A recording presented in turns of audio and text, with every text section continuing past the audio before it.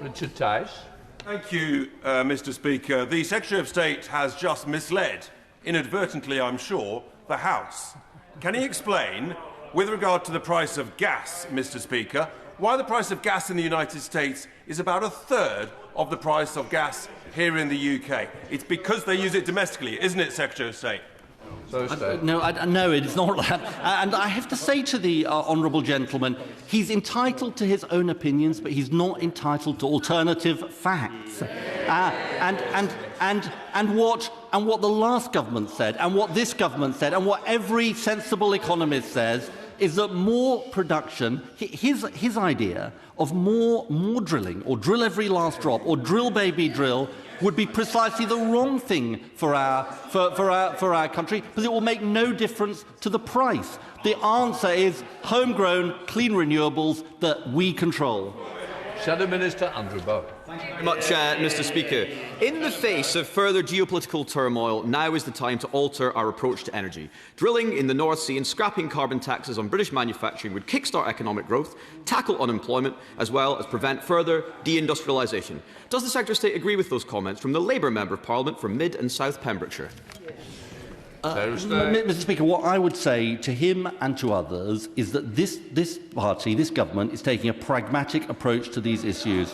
We are using existing oil and gas fields for their lifetime, including with tiebacks, welcomed by industry. But what we're not going to do is fly in the face of the evidence. The answer to a fossil fuels crisis is not to double down on fossil fuels. The answer is to double down on clean, homegrown power we control. They used to believe that, Mr. Speaker, before they jumped on another bandwagon. Mr. Speaker, it is extraordinary, mad. Even no other country on earth would deprive itself of the vast natural resource we are lucky enough to have at our disposal underneath the North Sea. The Jackdaw field alone could provide 250 million barrels of oil equivalent in natural gas to the UK, and it could be up and running by Christmas. But because the Secretary of State, it is stuck in limbo. It is utter insanity. His inaction is an act of national economic self-harm.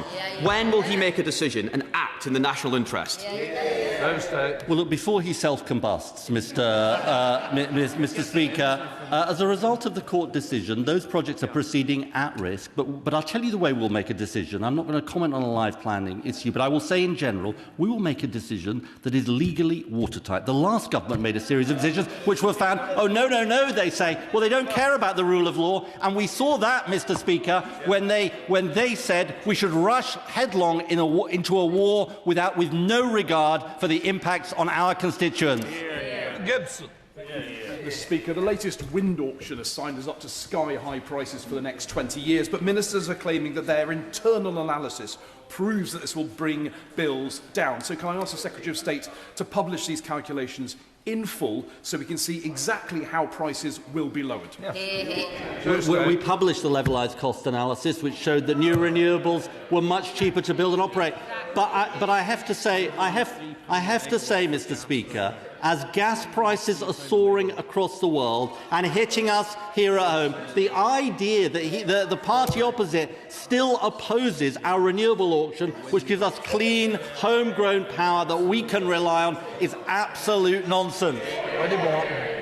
Thank you, Mr. Speaker. The Prime Minister stood on the steps of Downing Street and promised families their energy bills would fall by £300. And yet, since the general election, bills have gone up already by £73. They're forecast to go up more. So it's hardly surprising that my constituents don't really believe a word that they hear from those opposite benches. So can the Minister today explain to me, when will families in my constituency actually see that £300 saving delivered? Good question. Well, families in her constituency will see savings on their bills from next week, thanks to the actions of this government.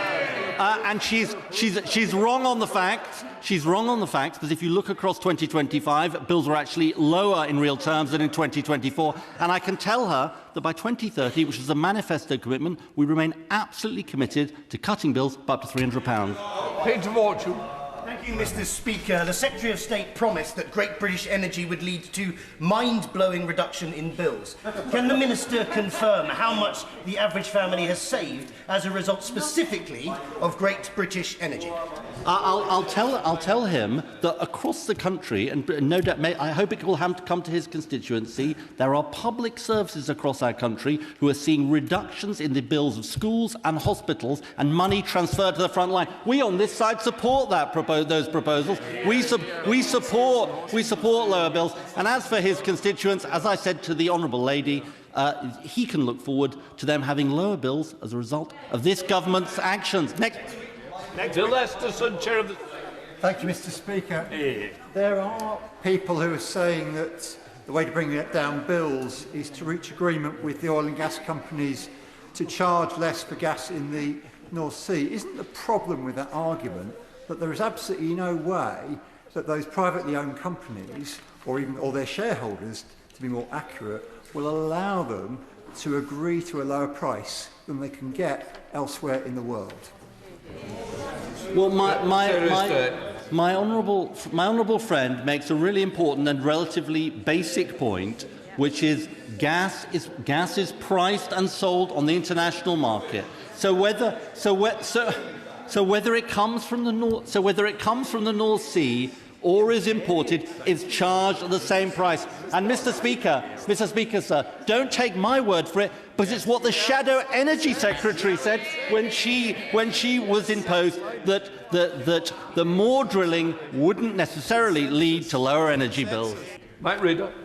Thank you, Mr. Speaker. Does the Secretary of State share my concern, perhaps my dismay, that at a time when families are concerned about the cost of energy, they're concerned about the price at the pumps, that the Conservatives have become obsessed with oil and gas licensing, not taking any action at all to actually reduce bills? Well, my honourable friend makes a really important point, which is that they come here month after month making the same argument about something that is not going to reduce bills by a single penny. And it was they that said that during the last crisis. It's they that said that when they were in government. This side is about reducing people's energy bills, the priority of the British people. Shadow Secretary of State Claire Coutinho. Thank you, Mr. Speaker. This government is taxing people up the wazoo and piling cost after cost onto their energy bills.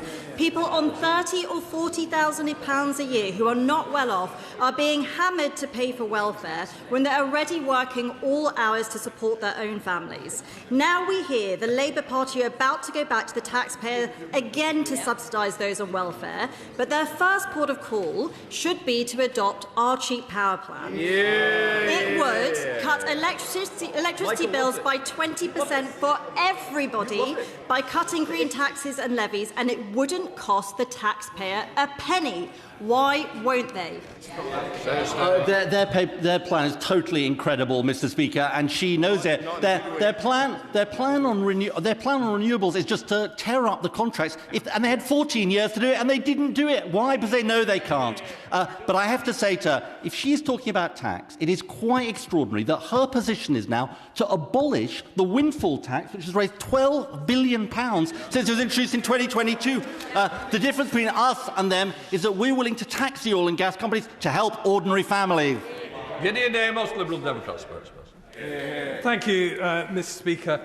Despite solar and wind being freely available, only 15% of renewables are subject to contracts for difference that effectively control prices. Given the conflict in the Middle East is set to add up to £300 to bills, isn't it time the government addressed this Trump tax by transferring all renewables onto contracts for difference as part of our Liberal Democrat plan to halve energy bills? Well, we are driving forward with contracts for difference, and obviously we're looking at the specific proposal he talks about. Let me just say on the more general point, though, that he makes, which is absolutely he is right about this. Rolling out renewables at speed, solar, wind, all types of renewables, is the best way we can insulate ourselves from global economic shocks, a point we have consistently made and sadly is being borne out by the events we see around the world.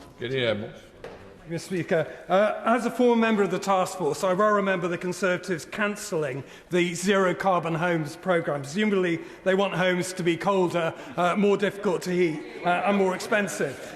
So we welcome on these benches the enactment of my honourable friend, the member for Cheltenham's proposals today for solar panels on all new homes. Jan and Jeanette from my constituency, CPR Somerset, have pointed out that if that was extended to car parks and commercial buildings, that would generate as much electricity as 15 Hinkley Point power stations. Would the Secretary of State extend the solar panels requirement to car parks and commercial buildings? Well, first of all, I accept his congratulations on our announcement of the Future Home Standard today, which is a really, really important measure. It should never have been abolished by the last Conservative government. On the question of warehouses and car parks, we are absolutely looking at how we can roll that out more swiftly, particularly on the warehouse question. There is so much unused space that could be used to help cut bills right across the country.